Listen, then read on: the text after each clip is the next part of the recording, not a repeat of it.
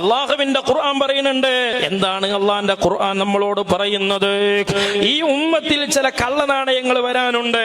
എന്താണ് അവരുടെ സ്വഭാവം? അള്ളാഹിന്റെ ഖുർആൻ പറയാണ്. എന്ത്? ഈ ഉമ്മത്തിൽ ചില ആളുകളുണ്ട്, അവരുടെ സ്വഭാവം എന്താണ്? യാ അയ്യുഹല്ലദീന ആമനൂ ഇന്ന കസീറൻ മിനൽ അഹ്ബാരി വറുഹ്ബാൻ. അള്ളാഹുവിന്റെ ഖുർആൻ പറയാണ്, യാ അയ്യുഹല്ലദീന ആമനൂ, ഈമാനുള്ള മനുഷ്യന്മാരെ, ഇന്ന കസീറൻ മിനൽ അഹ്ബാരി വറുഹ്ബാൻ, ഈ സമൂഹത്തിലെ ചില പൗരോഹിത്യമുണ്ട്. അവർ ഓരോ കാലത്ത് അവർക്ക് അവരുടേതായ സ്വാർത്ഥ താല്പര്യങ്ങളും സാമ്പത്തിക പുരോഗതിയും ലക്ഷ്യപ്പെട്ടുകൊണ്ട് മതം വക്രീകരിക്കും. എന്നിട്ട് ജനങ്ങളുടെ മുതൽ തിന്നും. അങ്ങനെ ഒരു കൗമുണ്ട്. ഇത് അള്ള പറഞ്ഞത് എത്ര ശരിയാണ്? നമ്മളെ നാട്ടിലെ വിധേയ കക്ഷികളില് ഇപ്പൊ നിങ്ങൾ കണ്ടില്ലേ, റമദാനൊക്കെ വരിക, ഫിത്ർ സക്കാത്തുമായി ബന്ധപ്പെട്ടും അല്ലാത്ത സക്കാത്തുകളുമായി ബന്ധപ്പെട്ടൊക്കെ വഹാബികളും മൗദൂദികളും ചെയ്തുകൊണ്ടിരിക്കുന്ന ചൂഷണങ്ങൾ എത്രയാണ്? നിങ്ങൾ ആലോചിച്ച് നോക്ക്. ജമാഅത്തെ ഇസ്ലാമി അവരുടെ സംഘടനയുടെ ലേബലിൽ നടത്തുന്ന അധിക ഏർപ്പാടുകളും സമുദായത്തിലെ സമ്പന്നരുടെ പണം എടുത്ത് പാവപ്പെട്ടവന്റെ പട്ടിണി മാറ്റാൻ അടുക്കളയിൽ എത്തിച്ചു കൊടുക്കാൻ അള്ള പറഞ്ഞ സമ്പത്ത് അതെടുത്തുകൊണ്ട് സംഘടനാ പ്രവർത്തനം നടത്തുകയാണ്, അതെടുത്തുകൊണ്ട് ചാനൽ നടത്തുകയാണ്, അതെടുത്തുകൊണ്ട് മാധ്യമ പ്രവർത്തനം നടത്തുകയാണ്. ഇതൊക്കെ ജമാഅത്തെ ഇസ്ലാമിയുടെ ഔദ്യോഗിക രേഖകളിലുള്ളതാണ്. എത്രമാത്രം നിങ്ങൾ നോക്കി. ഇപ്പം മൗദൂദിയാൾ കിടന്ന് പടക്കുകയാണ്. ഈ മൗദൂദിയാൾ പൊതുവെ എന്താന്ന് ചോദിച്ചാൽ കുളിച്ചാതെ സ്ഥിരിക്കിട്ട് കിടക്കണവന്റെ മാതിരിയാണ്. തീരെ കുളിച്ചൂല. നല്ല സ്പ്രേ ഒക്കെ അടിച്ചിങ്ങനെ അങ്ങാടി കൂടെ പോകുമ്പോൾ പുറത്തൊരു വാസന ഉണ്ടാകുമല്ലോ. എന്നാൽ ഇവരുടെ ഉള്ളെത്ര വൃത്തികെട്ട ദുർഗന്ധമുള്ളതാണ് എന്ന് മനസ്സിലായത് സക്കാത്ത് കമ്മിറ്റിമ തൊട്ടപ്പോഴാണ്. ഇവരുടെ തൗഹീദോ ഇവർ മതത്തിന്റെ പേരിൽ കാട്ടുന്ന മറ്റ് ഏർപ്പാടൊന്നും വിമർശിച്ചാല് മൗദൂദിയാള് മിണ്ടൂല. അതങ്ങനെയാ. ആർക്കും പണത്തുമ തൊടുമ്പോ ഇച്ചിരിയൊക്കെ വേജാറുണ്ടാവും, കുറച്ചൊക്കെ പ്രഷർ കൂടും. അങ്ങനെ പിന്നെ സോഷ്യൽ മീഡിയയിൽ പച്ച തെറി പറയാണ്. നമ്മൾ എന്തേ പറഞ്ഞിട്ടുള്ളൂ? നമ്മൾ പറഞ്ഞത് ജമാഅത്തെ ഇസ്ലാമിയുടെ കയ്യിൽ ഒരു സമ്പന്നൻ തന്റെ സമ്പത്തിന്റെ സക്കാത്ത് കൊടുത്താൽ അത് പൂർണ്ണമായി പാവപ്പെട്ടവന്റെ ദരിദ്രന്റെ വീട്ടിലെത്തുന്നില്ല. അതിൽ നിന്ന് പലതും അവരുടെ സംഘടനാ പ്രവർത്തനങ്ങൾക്ക് പോകുന്നുണ്ട് എന്നാണ്.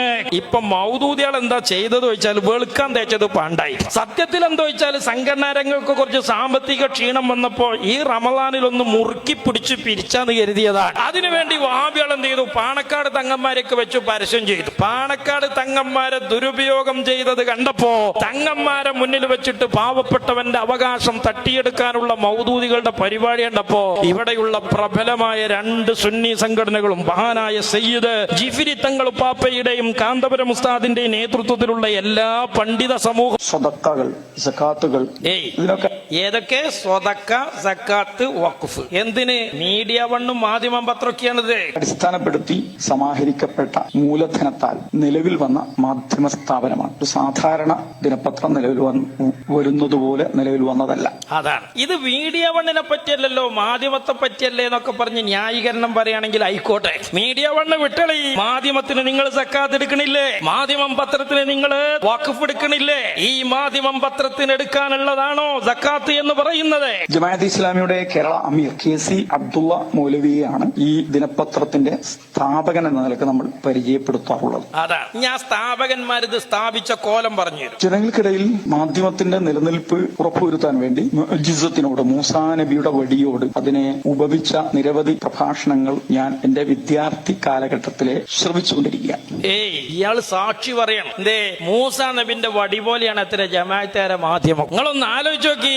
ഒരുപക്ഷെ വീണ്ടും 10 കോടി നമ്മൾ സമാഹരിക്കുകയാണെങ്കിൽ, അതാണ് ഇനി ഒരു 10 കോടി പിരിക്കുകയാണെങ്കിൽ അതിൽ എന്തൊക്കെയാ ഉണ്ടാകുക? മുഅ്ജിസത്തിന്റെയും മൂസാ നബിയുടെ വടിയുടെയും ദീനിയായ ത്യാഗത്തിന്റെയും വഖഫിന്റെയും സദഖ ജാരിയുടെയും ഒക്കെ വാക്കുകൾ ഉപയോഗിച്ച് തന്നെയാണ് സമാഹരിക്കപ്പെടുക. അതാണല്ലോ നമ്മുടെ രീതിയും നമ്മുടെ ഒരു ശൈലി. അതാണ്. വഖഫ്, സ്വതക്ക, സക്കാത്ത് ഇതൊക്കെ വാങ്ങിയിട്ട് മാധ്യമം നടത്തലാണ് നമ്മളെ രീതി. പക്ഷെ നമ്മുടെ ആ രീതിയിലും നമ്മുടെ ആ ശൈലിയിലും നിലവിൽ വന്ന ഒരു സ്ഥാപനം ഞെട്ടലുളവാക്കുന്ന സാമ്പത്തിക ക്രമക്കേടുകളിലൂടെയാണ് യാത്ര ചെയ്തുകൊണ്ടിരിക്കുന്നത്.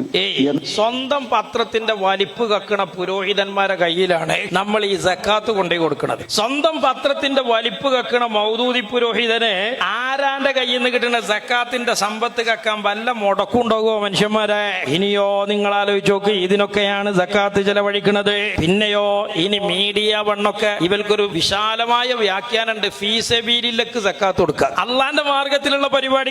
അങ്ങനെ അള്ളാന്റെ മാർഗത്തിലുള്ള പരിപാടി എന്ന് പറഞ്ഞാൽ എവിടം വരെ ഉണ്ട് അറിയങ്ങള്? വലിയ രസണ്ട്. മീഡിയ വണ്ണിന്റെ നേതൃത്വത്തില് സിനിമാ നടൻ പൃഥ്വിരാജിന്റെ ഒരു പരിപാടി നടക്കുകയാണ്. ആ പൃഥ്വിരാജിന്റെ ഒരു പരിപാടി നടക്കുക, അതിന്റെ പോസ്റ്ററൊക്കെ സോഷ്യൽ മീഡിയയിലൊക്കെ ധാരാളമായി കിട്ടും. പൃഥ്വിരാജിന്റെ പരിപാടിയാണ്. അതിന്റെ പേര് അറിയങ്ങള് മീഡിയ വൺ. ജനലക്ഷങ്ങൾ ആഘോഷമാക്കിയ അവിസ്മരണീയമായ ദൃശ്യവിസ്മയം. ചെങ്കടലിന്റെ റാണിയായ ജിദ്ദയിലെ മീഡിയ വൺ എന്ന് പറഞ്ഞ മാധ്യമത്തിന്റെ അളിയനോ അമ്മായികാക്കിയൊക്കെ ആണ് ഇപ്പൊ അത്. ഇരിക്കട്ടെ, അപ്പൊ മാധ്യമത്തിന്റെ വലിപ്പക്ക് സക്കാത്ത് പോയാൽ തന്നെ മതി. എന്നിട്ട് ആ മീഡിയ വണ്ണിന്റെ ചെലവിൽ നടക്കുന്ന ഈ പരിപാടി ആരൊക്കെയാ? പൃഥ്വിരാജിന്റെ നേതൃത്വത്തിലാണ്. അത് ഫീസബീലില്ല ആണോ? അല്ലേ? ജമാഅത്തെ ഇസ്ലാമിക്കാർക്ക് ഇത് ഫീസബീലില്ലാണ്. എന്താ കാരണം എന്നറിയങ്ങള്?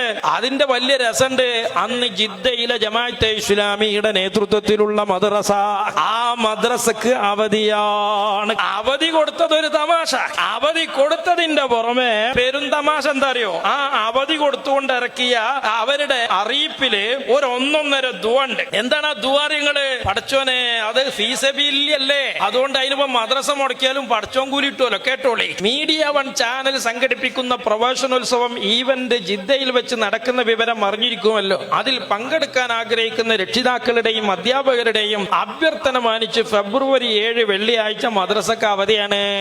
എന്തിനാ ഈ അവധി കൊടുത്തത്? അത് ഫീസബീലില്ലാണ്. കാരണം അതിലൊരു ദുആ ഉണ്ട്, ഒരു 1.5 ദുആ. ദീനിന്റെ മാർഗത്തിൽ സഹകരിച്ച് മുന്നേറാൻ അല്ലാഹു തൗഫീഖ് നൽകട്ടെ.